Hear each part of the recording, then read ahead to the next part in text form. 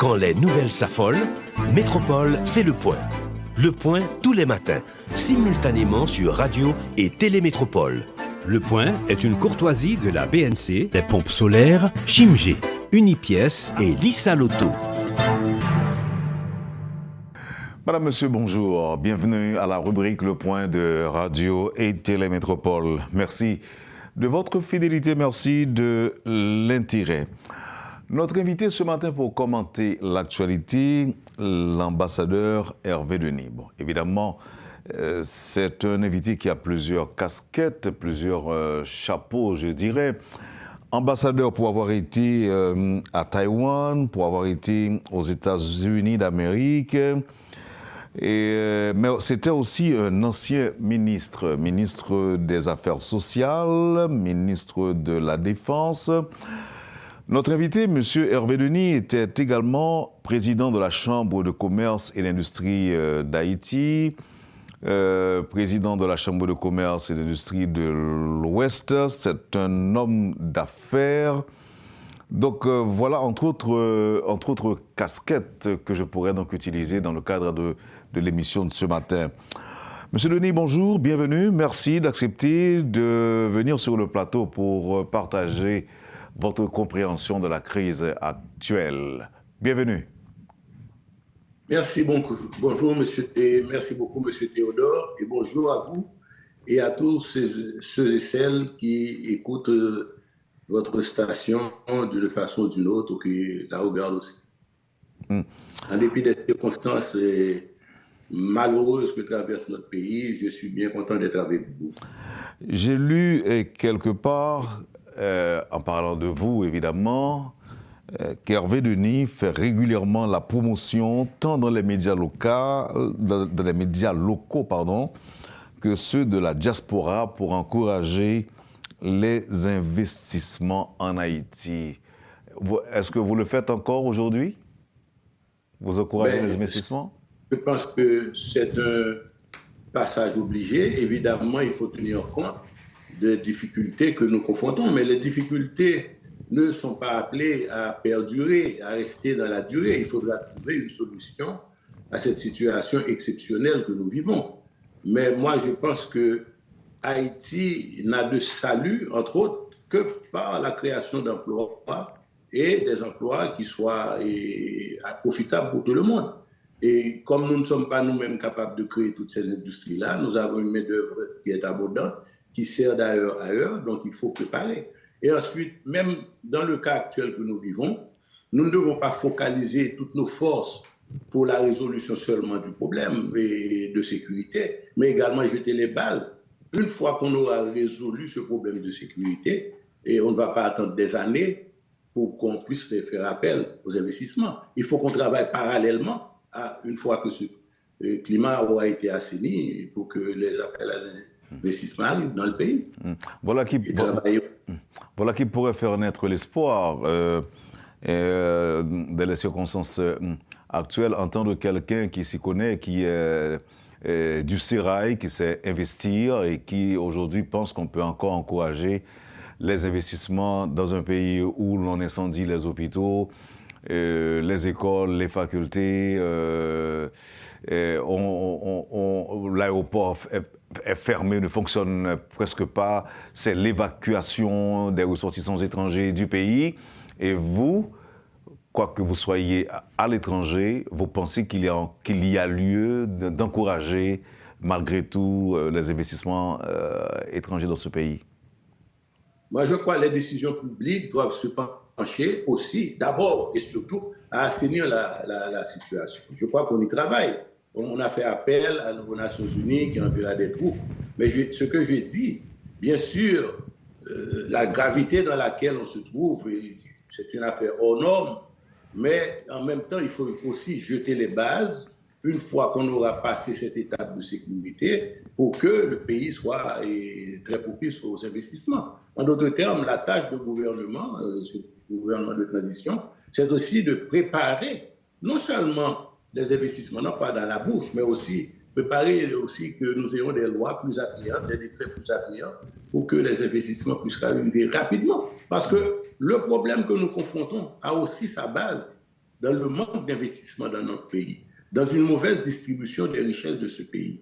Donc, et les causes aussi de cela, je crois que ça va porter les leaders à réfléchir profondément sur la meilleure façon de distribuer les revenus et les richesses de ce pays, qui ne peuvent être faites que par la création d'emplois, monsieur. Je crois que c'est... Toutes causes confondues, monsieur Denis, à qui peut-on imputer la responsabilité de cette situation que nous vivons aujourd'hui? Je crois qu'à nous autres, d'abord les élites, moi y compris, et donc d'abord c'est nos élites, leur responsabilité, élite économique, élite intellectuelle, élite politique, et une transition qui a été mal abordée depuis le départ du président Duvalier, donc nous ne faisons que décliner. Donc je crois que c'est un manque de responsabilité de la part de beaucoup de nos dirigeants. Et que quel que soit leur niveau, que ce soit au niveau des affaires, qu'au niveau politique et autres. Et je crois aussi que ça doit nous appeler, cette grande promotion que nous avons connue, ça doit nous appeler à réfléchir nous-mêmes sur ce que nous voulons faire de ce pays. Et je crois que la réflexion doit être très profonde, croyez-moi. Qu'est-ce qui aurait dû être fait et qui n'a pas été fait? C'est une question très longue et ça me prendrait beaucoup de temps pour y répondre. C'est-à-dire, dès le lendemain, par exemple, du départ du président Duvalier, je crois qu'on est allé trop loin dans cette bamboche démocratique. Ça a été un peu trop loin. Un pays qui est sorti de près de 30 ans d'un régime très fort, il fallait au moins jeter des balises pour que cette transition aurait dû durer un peu plus longuement et ça a assaini un petit peu le climat. Malheureusement, on est allé et par la suite, donc je crois qu'il y a aussi une course effrénée pour faire de l'argent facile. Et je crois que là aussi, il va falloir qu'on réfléchisse sérieusement pour se dire que l'État, normalement, ne fait pas faire de l'argent. L'État crée les conditions. Le gouvernement crée les conditions pour qu'on puisse développer des affaires. Il est, pour moi, inconcevable que quelqu'un qui arrive dans une fonction publique et que dans 2 ans, vous soyez un millionnaire. Ce n'est pas acceptable et ça ne pourra pas être accepté à l'avenir de ce pays. Je crois qu'on devrait réfléchir profondément sur ce que nous voulons faire de ce pays-là et jeter les bases aussi d'une certaine moralité dans la gestion de la chose publique. Bon, ça c'est pour les politiciens, ceux qui ont dirigé le pays pendant un certain temps. Mais il y a aussi d'autres gens qui profitent de l'instabilité, qui profitent de cette situation pour patauger, nager dans les eaux troubles. On fait allusion aussi au secteur privé des affaires, qui parfois fait son mea culpa aussi, ambassadeur. Je suis tout à fait d'accord avec vous. Il y a des gens d'affaires qui en ont profité, mais il y en a d'autres aussi qui travaillent durement, et je crois que pour faire fructifier leur affaire, cela mérite toute l'attention. Il faut créer le cadre légal pour leur permettre justement de s'épanouir, pas seulement le cadre légal, mais financier. Même la fiscalité du pays doit être revue, M. Théodore. C'est-à-dire, moi qui ai été pendant longtemps dans les affaires, j'ai regardé pour vraiment faire fonctionner mon entreprise, la fiscalité, des fois, elle est trop lourde. Il faut que nous ayons de grandes rencontres sur comment nous pouvons, voyez, activer, se servir de la fiscalité comme un moyen pour stimuler le développement. C'est-à-dire, la manière que, personnellement, je peux vous dire, je vois qu'une entreprise est faite, on vous envoie quasiment à cacher des choses. Donc, il faut que nos économistes, nos fiscalistes réfléchissent. Il y a une large part de la fiscalité de ce pays qui n'est pas comprise, une large part de l'économie de ce pays qui n'est pas fiscalisable. Pourquoi? Notre pression fiscale, je ne sais pas, à l'époque, comme on disait, était en dessous de 10%. Un pays normal, au moins la pression fiscale doit être aux alentours de 15%. Nous avons une large part de notre économie qui n'est pas rentrée dans la fiscalité. Tout le secteur informel. Pendant mon passage à la Chambre de commerce, et bien avant, nous avons lutté pour créer des structures transitoires du secteur informel vers la formalité. Mais ça, c'est un problème de fond. On ne sait même pas quelle part de l'économie qui est dans les formalités. Peut-être nous avons même au moins 50, 60 ou même 75%. Alors que ce monde-là a besoin de services. Ce n'est pas de leur donner des taxations, mais il faut aussi leur donner des services pour que ces services-là les attirent vers la fiscalité. Même si ce serait un minimum, mais il faut encourager ce monde. Voyez? Et ça, c'est les problèmes, les défis majeurs qui se posent à notre pays. Là, à côté, en République dominicaine, quelqu'un qui vend même un fresco, il est fiscalisable. Voyez? Il est intégré dans un circuit. Nous avons besoin de faire tout ça. Voyez? Nous avons des avantages énormes dans ce pays que nous n'exploitons pas. Une jeunesse qui est l'une des plus travaillantes. Au lieu de cela, la réponse est dans des gangs qui vont aller se trouver parce qu'on ne leur donne pas l'espoir. Je crois qu'il faut aborder les problèmes du pays avec beaucoup plus de sérieux et que les gens se voient moins mais voient collectivement un peu ce qu'il faut faire. Alors, je retiens une phrase que vous venez d'avancer il y a justement une minute quand vous dites que les exigences imposées aux entrepreneurs, aux commerçants, les portent parfois à faire cacher certaines choses. Est-ce que cacher certaines choses ne serait pas synonyme aussi de contrebande? Ou encore encourager la contrebande? Mesure, oui, au point strict, c'est presque une forme, mais c'est le gouvernement même qui l'encourage. Comment voulez-vous que nous ayons des entreprises, toute entreprise doit avoir au moins 2 ou 3 états financiers? Vous voyez? Donc, il faut en faire un pour pouvoir payer en fonction de... à la DGI, il faut en faire un, l'autre pour la banque, mais il faut arriver à uniformiser tout cela. Mais je vous dis, dans l'état de taxation qu'on nous impose, nous les entreprises, si on devrait vraiment payer convenablement, mais je pense que c'est une affaire qui est abominable. Donc il faut jongler, donc il faut une réflexion profonde. Inviter des fiscalistes, peut-être des gens ou bien des économistes qui pourraient vous dire qu'est-ce que ça nous prend. Parce que sinon, à chaque fois que le gouvernement arrive et qu'il a besoin de taxes, mais c'est vers le secteur formel que ce gouvernement-là se tend, c'est ce secteur qui paie les pots cassés. Alors qu'une large partie de l'économie est en dehors de la fiscalité. Il faut y remédier. Voyez? Donc, ce sont tous ces problèmes-là, c'est des problèmes majeurs, je crois. Vous savez, les pays ont besoin d'un bon niveau de taxation pour pouvoir justement remplir leur mission sociale, leur mission économique. Voyez? Donc, on ne peut pas se permettre de ne pas aller chercher vraiment la taxe, mais en même temps. Et vous n'avez pas parlé, vous n'avez pas parlé de l'accompagnement de l'État, par exemple rendre disponibles certaines choses, notamment les routes, le courant électrique. Mais c'est justement avec les taxes qu'on doit pouvoir le faire. Donc autant augmenter la pression fiscale d'une part. Moi je ne suis pas fiscaliste, hein. Moi je suis tout simplement un homme d'affaires et un homme politique, mais qui voit que nous avons 2 lacunes qu'il faut combler et il faut aussi oser dans certains autres domaines. Comme j'ai été confronté avec cette situation moi-même comme entrepreneur, et moi je me suis dit, j'ai réfléchi longtemps là-dessus, donc il faut être plus audacieux et se servir de la fiscalité comme un moyen beaucoup plus de développement pour encourager même des investissements. Mais pas rester dans des petites affaires là, mais vraiment provoquer une grande révolution même au niveau de la fiscalité de ce pays.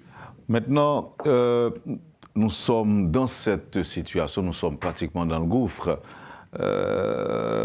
Ambassadeur, et plus rien ne marche aujourd'hui dans le pays.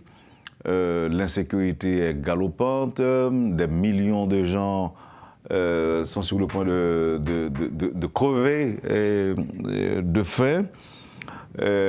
Quoi encore? Les écoles à Port-au-Prince, évidemment, ne fonctionnent pas. Au début de l'interview, on a tenté d'imputer la responsabilité à divers secteurs.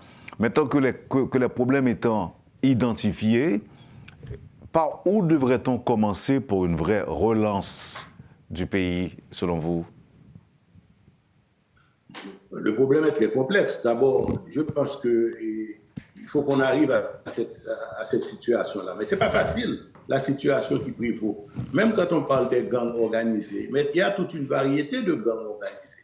Il y en a qui ont un langage presque pré-révolutionnaire. Il y en a qui sont de vrais bandits. Il y en a Donc, même là encore, il va falloir peut-être au gouvernement créer des passerelles de communication pour au moins différencier. Et de toute façon, ce monde-là, ils font partie aussi de la solution, quoi qu'il soit le problème. C'est-à-dire qu'il y a beaucoup de jeunes peut-être dans les quartiers, s'ils avaient trouvé du travail, peut-être qu'ils laisseraient la logique des armes pour aller travailler. Et un gouvernement, même provisoire, qui arrive, il y a des petites choses qu'on peut créer, nous n'avons pas besoin de l'étranger pour le faire. Ne serait-ce que nettoyer Port-au-Prince, curer les rivières, qui peut créer beaucoup d'emplois, mettre des gabions, par exemple, sur certaines rivières. Quand j'étais ministre de la Défense, le président, on voulait commencer à aller curer la rivière Grise. Si vous allez au haut de la rivière Grise, vous voyez, la rivière est pleine. Il n'y a même plus d'endroit où l'eau doit être curée. Et nous allons utiliser à l'époque les mêmes ressources que nous avions dans l'armée pour pouvoir curer cette rivière-là. Est-ce qu'il n'est pas trop tard maintenant pour envisager cette possibilité? Parce que là, quand nous parlons du pullulement de gangs, en Haïti notamment, nous parlons de gens qui sont déjà millionnaires, qui dirigent les bandes armées. Qu'est-ce qu'on va offrir à ces gens-là, qui sont déjà riches? Non, mais écoutez, ces gens-là, mais il y a d'autres gens qui arrivent. Qu'est-ce que vous allez faire avec eux? Donc, ceux qui arrivent, il faut leur donner de l'espoir, il faut créer de l'emploi pour eux. Bon, les gangs, je pense qu'il y aura à certains moments une question de justice, qu'il faudra créer des commissions pour gérer tout ça. Mais il y a quand même cette jeunesse qui est là et peut-être qui n'est pas nécessairement obnubilée par une perspective de joindre des gangs. On peut créer ces petites activités-là automatiquement qui peuvent créer beaucoup d'emplois. Imaginez seulement, M. Théodore, que nous allons curer quelques rivières avec très peu de ressources. On n'a pas besoin de faire ça. C'est juste pour créer du gabion. Moi, j'ai travaillé beaucoup avec les Taïwanais, je sais comment on fait ces choses-là. Et nous avons ces ressources-là. Juste, la matière importée, c'est le fil de fer pour faire les gabions. Curer ces rivières. Maintenant, le problème qu'on aurait pu avoir, c'est que les gens se servent du lit des rivières pour jeter leurs immondices. Il faut parallèlement qu'il y ait aussi une meilleure gestion de nos déchets. Voyez. Donc, mais c'est des petites choses qu'on peut faire. Nettoyer la ville de Port-au-Prince, on n'a pas besoin du blanc pour venir, pour nous aider à nettoyer les villes. Je vois des images de Port-au-Prince, c'est horrible, c'est devenu un dépotoir. C'est pas sérieux. Il faut que nos dirigeants aient un peu le courage de faire des choses qu'il faut faire. Vous avez parlé de justice pour les gangs. Ainsi, vous pensez que l'armée et la police haïtienne, à elles seules, peuvent juguler cette crise sécuritaire? Premièrement, je n'ai pas parlé de justice pour les gangs. J'ai parlé, il faut créer peut-être des passerelles de communication avec certaines, parce qu'ils sont à la fois diversifiés. On ne sait pas qui est qui. Maintenant, je pense que, comme je vous ai dit, que nous avons eu un problème de faiblesse de nos institutions. Et je n'ai jamais pensé que Haïti seul, et c'est même anticonstitutionnel, qu'on nous ait forcé à avoir une armée, et je crois que l'international devait réfléchir sérieusement, parce que maintenant, à cause des échecs répétés, on a fermé, on a permis que l'armée soit démantelée, alors que je ne suis pas là pour excuser les errements du passé de l'armée, mais on aurait pu simplement réformer l'armée. Et c'était le travail qu'on avait commencé à entreprendre quand je suis devenu ministre de la Défense et que le président m'avait nommé. Mais avant ça, j'ai été quand même vice-président de la commission présidentielle créée par le président Martelly. Et nous avons appris par la junte interaméricaine de défense comment créer une armée moderne. Ce travail n'est pas achevé.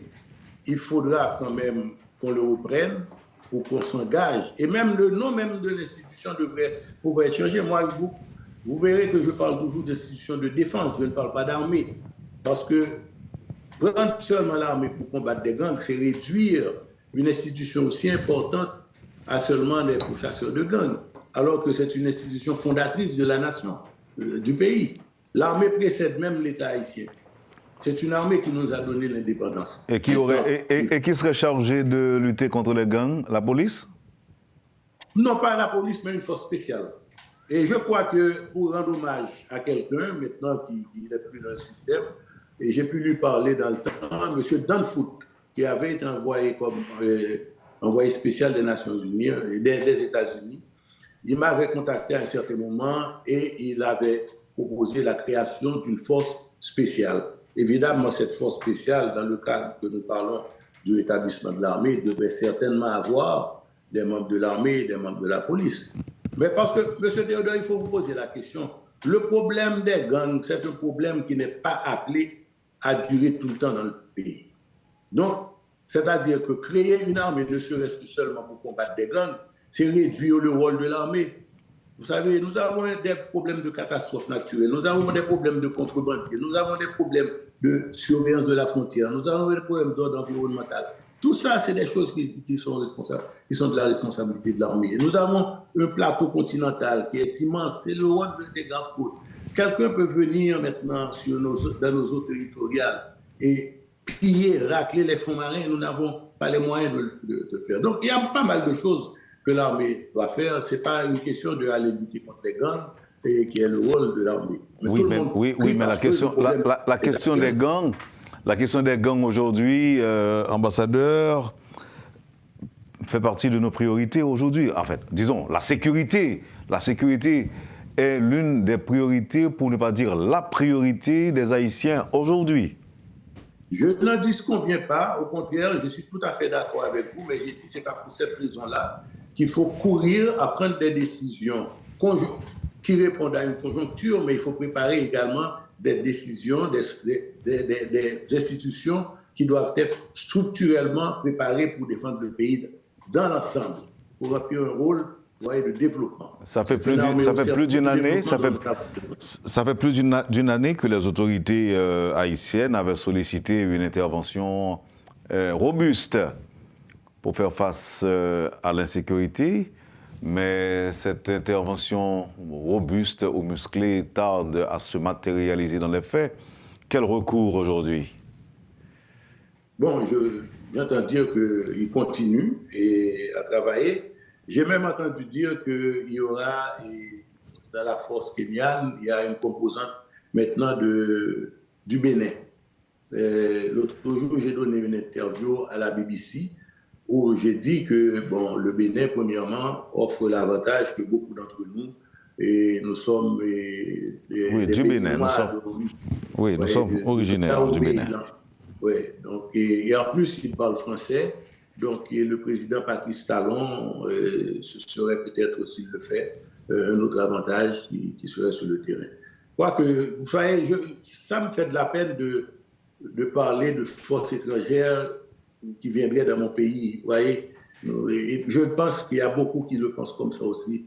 Et si on avait des institutions valables, si l'armée avait été réformée convenablement, je crois qu'on n'aurait pas eu besoin de ça. D'ailleurs, toutes les forces qui viennent, ce sont des forces armées. Donc, moi, je pense que la communauté internationale aurait dû au moins penser à nous aider à mettre sur pied ces institutions. Et je remercie, entre autres, le Mexique, parce que c'est moi qui ai négocié l'accord avec le Mexique qui est en train de former nos militaires, mais je crois que nous aurons pu travailler autour du Mexique pour vraiment préparer une armée professionnelle capable vraiment d'être à la hauteur. Et la communauté internationale elle-même, au lieu de dépenser à chaque fois beaucoup d'argent, voyez, des centaines de millions de dollars pour faire entrer des armées, aurait pu les investir. Et eux autres, on n'aurait pas de problème. À encadrer cette armée-là, nous avons besoin de techniciens, nous avons besoin de tout genre d'hommes, et dépenser cet argent-là à bon escient, au lieu d'envoyer à chaque moment qu'il y a des crises. Et si cette crise que nous traversons maintenant, et si on la résout mal, les mêmes causes entraînant les mêmes effets, on va tomber à peu près d'ici quelques temps encore dans les mêmes problèmes et demander à nouveau une autre intervention. Donc autant que la communauté internationale nous aide vraiment, au lieu de tout donner à la police avec toutes les faiblesses que nous voyons dans cette police-là, avec le respect que j'ai pour ceux qui combattent, et que nous ayons également cette force armée qui soit dédiée, dont une partie pourrait être dédiée rapidement à répondre aux problèmes actuels, mais également à des problèmes beaucoup plus structurels que le pays confronte. Voyez. Là, donc, selon vous, ambassadeur, il faudra envisager une sorte de fusionnement ou bien la création d'une force tirée de la police et de l'armée à convertir en une force spéciale pour lutter contre les gangs. À ce niveau-là, mais je vous dirais qu'il y a déjà des unités spécialisées dans la police nationale. Mais where is the beef? Comme on dit. Le problème est toujours là. La sécurité est toujours là. Donc ça veut dire que le problème est plus profond. Ah, voilà. Oui, mais c'est pas créer une unité police militaire qui va résoudre le problème, si le problème est plus profond. Bon, c'est-à-dire, ça dépend des questions de commandement. Moi, je ne m'entre pas tellement là-dedans parce que je ne connais pas. Je suis beaucoup plus un politique qui voit les solutions, mais je pense que une unité de l'armée bien préparée, avec une mission bien claire, je crois qu'ils sont capables de résoudre ça. Et peut-être, puisque passage obligé. Moi, on a quand même fait l'expérience. Vous savez, à certains moments, rappelez-vous qu'il y avait une armée démobilisée qui était là. Et le premier ministre de l'époque, c'était mon premier ministre, Jacques Lafontaine. Et nous avons appelé le chef de la police et nous avons fait démonter tout ça. Vous n'en avez plus parlé. C'est des choses, des réactions, des décisions qui ont été prises. Je crois qu'il y a des solutions, il faut du sérieux tout simplement pour le faire. S'il y a un commandement sérieux, je peux vous dire que ça peut se faire.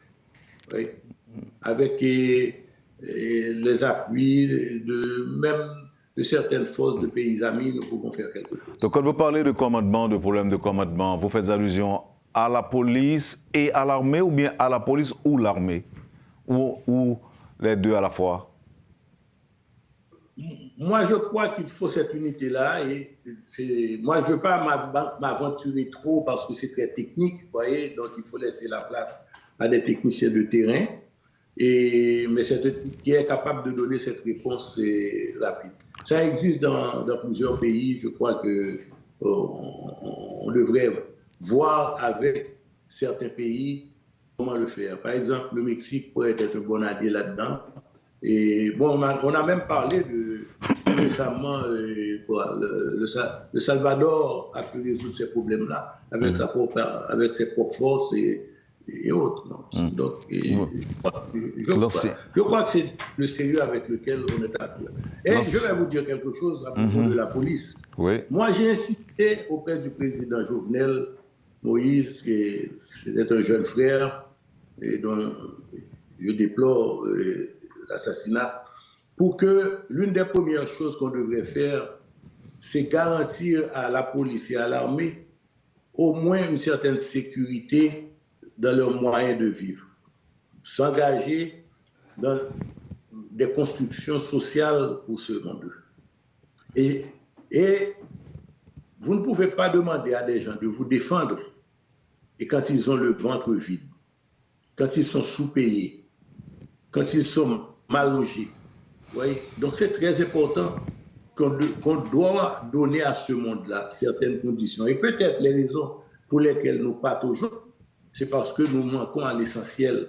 Parce que ces gens que nous envoient à nous défendre, ils ont une famille, ils vivent quelque part. Et des fois, ils vivent dans les bidonvilles. Donc il faut quand même qu'on puisse penser d'abord et avant tout à leur sécuriser le minimum pour qu'ils puissent être en mesure de pouvoir nous défendre. Donc ça, c'est très important, M. Théodore. Est-ce que l'ancien ministre haïtien de la Défense est favorable à un coup de main du Salvador? Mais tout ce qui peut nous aider à sortir de là est bienvenu. Mais il ne faut pas que ce soit une solution une fois que l'étranger part et puis on recommence. Parce qu'il y a encore beaucoup d'autres choses à voir là-dedans. Pourquoi pas? Il a su faire la preuve. D'ailleurs, moi, j'étais beaucoup plus favorable, personnellement, c'est une opinion personnelle, que cette affaire, c'est au sein de l'OEA qu'on aurait dû essayer de voir, mais comme l'OEA n'a pas les ressources qu'il faut, mais puisque c'est un problème beaucoup plus régional, vous voyez, qu'international, on devrait pouvoir le trouver, cette possibilité-là auprès des pays qui sont voisins et à nous autres.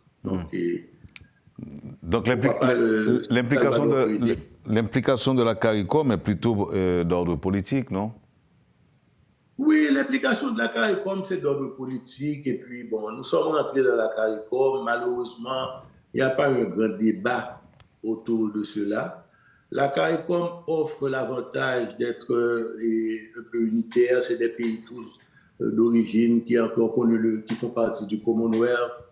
Mais moi, personnellement, je pense beaucoup plus grand pour Haïti. Moi, je crois que, et ce que vous direz là, peut-être qu'il n'y a pas beaucoup de gens qui vont le dire, à la Grande Caraïbe. C'est-à-dire que penser à une union économique entre Haïti, Cuba, la République dominicaine et la Jamaïque, vous avez là un marché qui fait plus de 40 millions de personnes. Et si c'est bien organisé, je vous jure que nous créons une balance considérable dans la zone de la Caraïbe.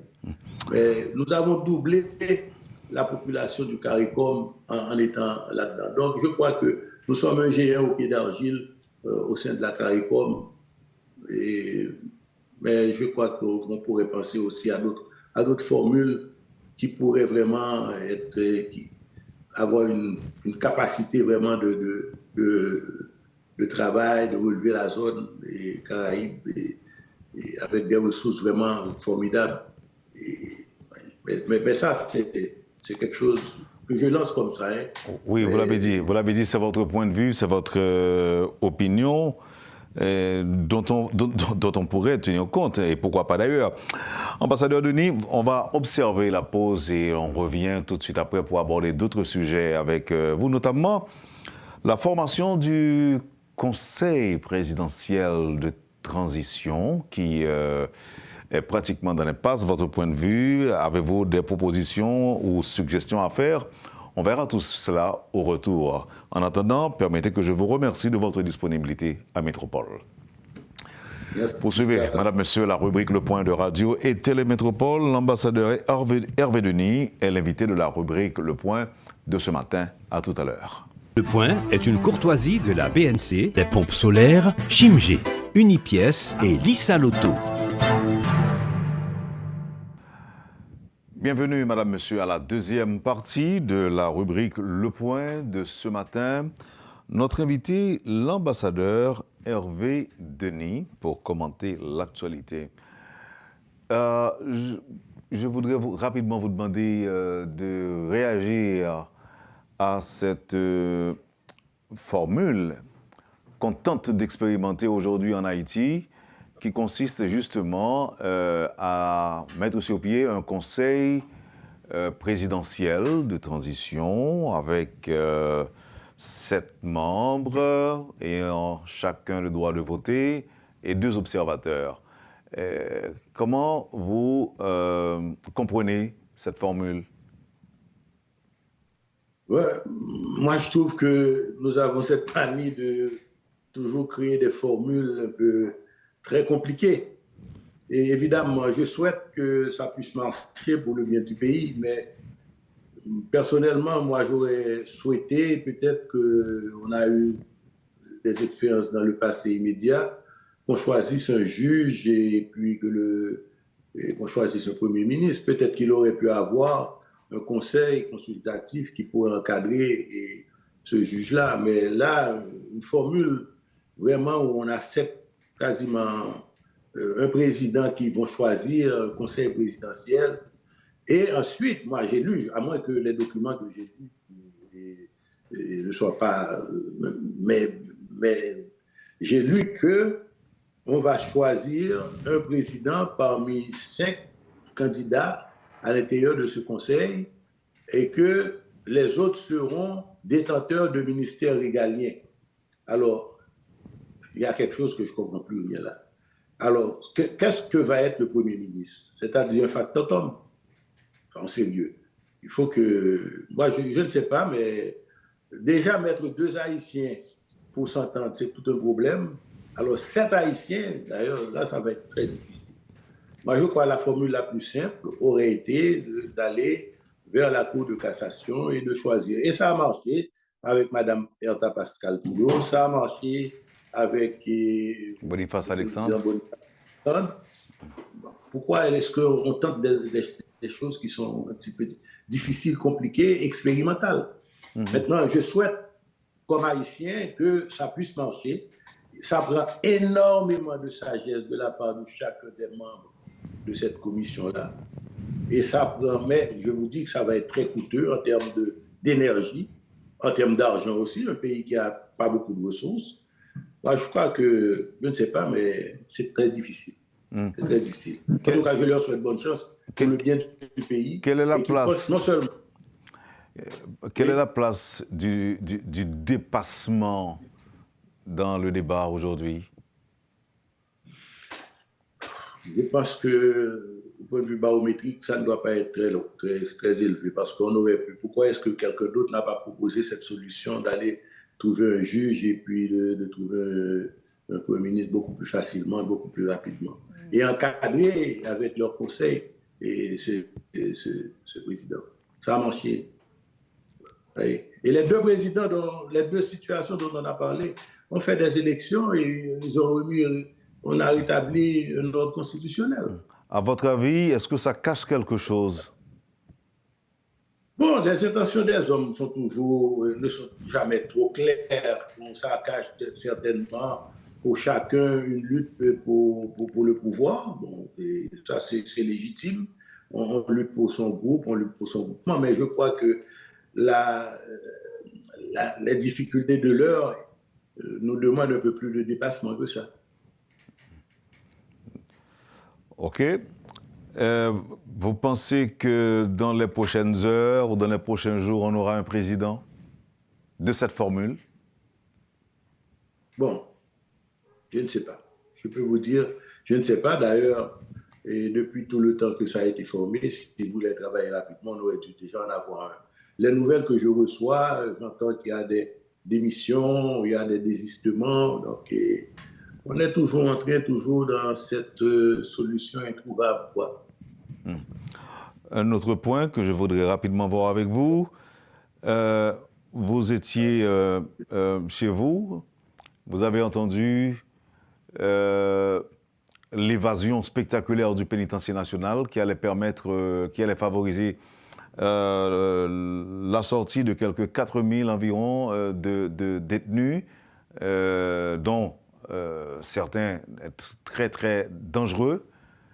Quand vous y pensez, qu'est-ce que vous est venu à l'idée? Ça ne fait que grossir le problème des gangs. Et parce qu'il y a beaucoup de ce monde-là, ils étaient en prison parce qu'ils étaient fautifs. Quoique, ça me permet aussi, c'est l'occasion pour moi de dire qu'il y a dans notre système judiciaire des corrections qu'il faudrait qu'on pense à apporter. Cette affaire d'arrestation préventive, je crois qu'il est grand temps que nos juristes s'y penchent. Parce qu'on ne peut pas...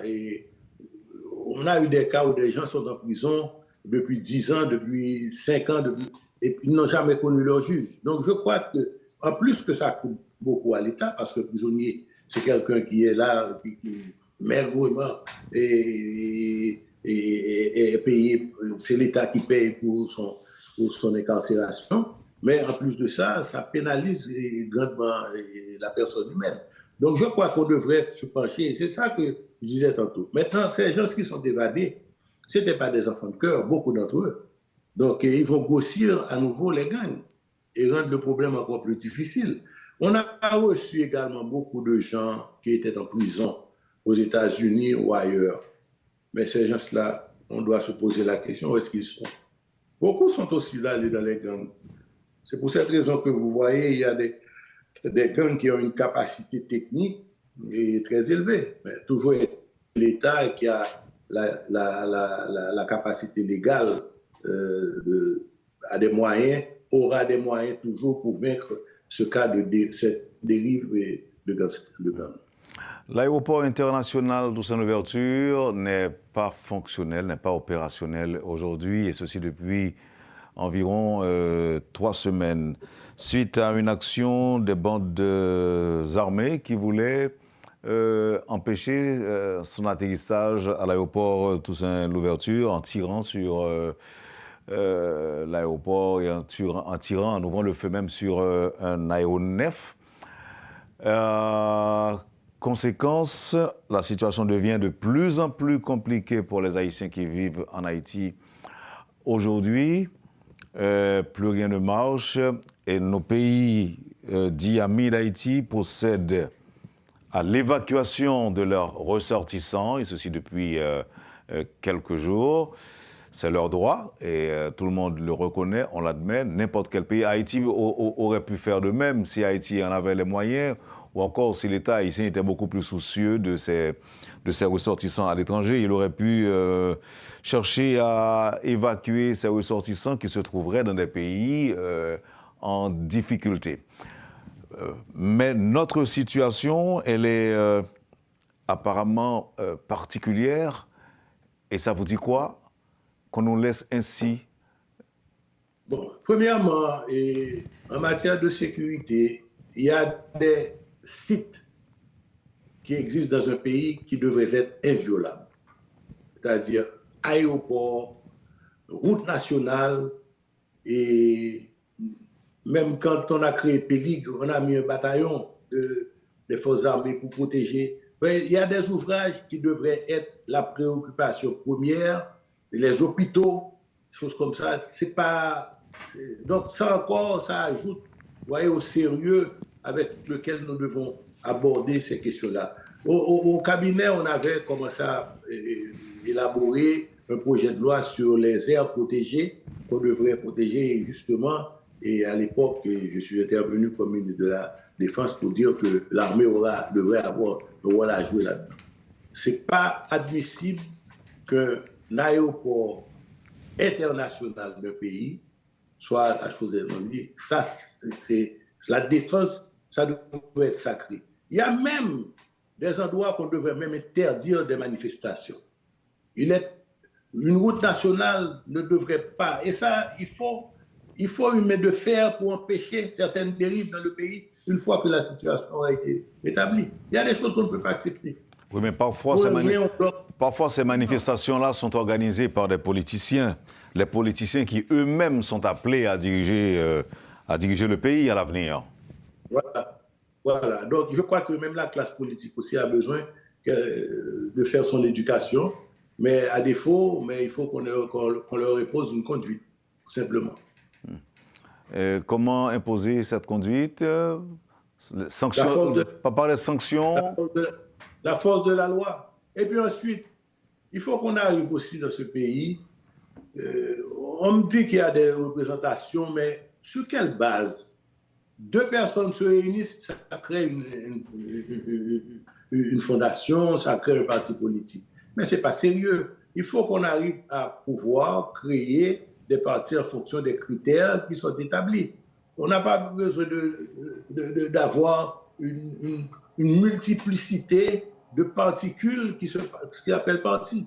Même actuellement, quand on regarde le pays, je ne sais pas les membres qui composent ce conseil vraiment, quel est leur poids au point de vue proportionnel à la population. Je ne sais pas.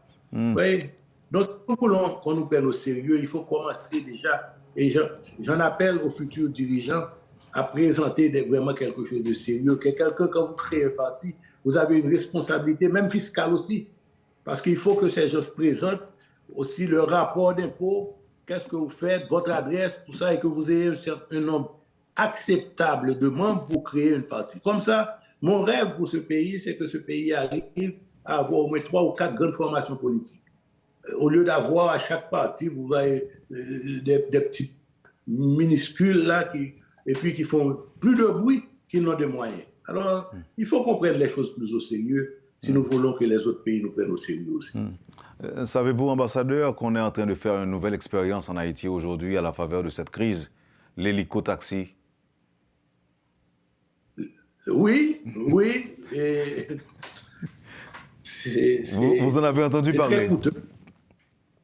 Oui, je vois ça et j'entends ça. Et c'est très coûteux et encore une fois, ce sont ceux qui ont les moyens, des gros moyens qui peuvent le faire. Mais le gros peuple, lui, il est dans quoi, lui? Quand la petite, là, il a une appendicite qu'il faut le conduire à l'hôpital, c'est quoi son taxi? Mototaxi. Moi, je préfère une solution qui soit profitable pour tout le monde. Oui. Merci beaucoup, ambassadeur. C'est un plaisir de vous avoir avec nous ce matin sur Métropole. Merci infiniment. C'est à moi de vous remercier, Wendell. Et puis, je vous dis du courage. Et moi, je suis un homme toujours optimiste. Haïti va se relever, croyez-moi. On trouvera un pays qui a créé des Toussaint Louverture, des Dessalines, des Pétions. Croyez-moi, ce pays ne sera pas fini. Au moment où je vous parle, il y a peut-être d'autres, peut-être qui sont en train de se préparer l'avenir de ce pays. Croyez-moi. Merci. Merci encore une fois. Vous avez suivi, madame, monsieur, la rubrique Le Point de Radio et Télémétropole. L'ambassadeur Hervé Denis était l'invité de la rubrique Le Point de ce matin. Merci de nous avoir suivis. Passez une bonne journée avec nous et à demain. Quand les nouvelles s'affolent, Métropole fait le point. Le point tous les matins, simultanément sur Radio et Télémétropole. Le Point est une courtoisie de la BNC, des pompes solaires Chimgé, Unipièces et Lisa Lotto.